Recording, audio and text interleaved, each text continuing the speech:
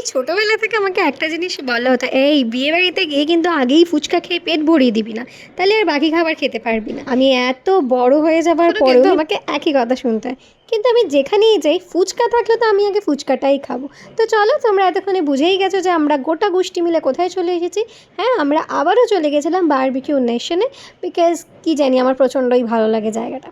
তো আমরা অলরেডি আমাদের সিট দখল করে নিয়েছি, আর এতজন মিলে এসেছে যখন প্রতি কটা আইটেম তো আমরা খাবোই খাবো। তো যাই হোক, আমি তোমাদেরকে এখানে মেন কোর্স আর ডেজার্টের আইটেমটাই দেখাচ্ছি। বেসিক্যালি আমরা বুকিং টাইম থেকে বেশ অনেকটাই লেট ছিলাম, বুঝতেই পারছো এতজন মিলে আসা, লেট তো হবে। তাই আমরা এখানে বসে বসে ভাবছিলাম যে এরা মনে হয় আমাদের খেতে দেবে না, তাড়িয়ে দেবে। সবার হাসিটা জাস্ট দেখো। যাই হোক, বলতে বলতেই খাবার চলে আসে। তো ক্রিস্পি কর্ন আমার অলওয়েজ ফেভারিট, আর দেখো মোচার চপটা খেয়ে হয়েছে বাহ বাহ দারুণ। এই বাড়িতে করে দিলে কি আমি খাবো? যাই হোক, আমি স্টার্টারটা যতটা ভিডিও মানে খেতে খেতে করতে পেরেছি সেটাই দেখাচ্ছি তোমাদেরকে, আলাদা করে আর ভিডিও করা হয় কারণ খেতেই এতটা ব্যস্ত ছিলাম। তো যাই হোক, আমার হয়ে গেল টাইটাই ফিশ, আমার খাওয়া কমপ্লিট। এরপর আমি ডিরেক্ট চলে গেলাম আমার মেন কোর্স খেতে, যেটা ছিল আমার স্যুপ আর স্প্রাউটস। তো স্যুপ খেতে গিয়ে হাতে ফেলে দিয়ে ছ্যাঁকা লাগিয়ে বরফ দেওয়া শুরু করলাম। তো তোমরা এটাই একদমই ভেবো না আমি মেন কোর্সে বাকি জিনিস খাই না, তার কারণ আমি ডায়েট করি না, ফাটিয়ে শরীরের ক্ষতি করি।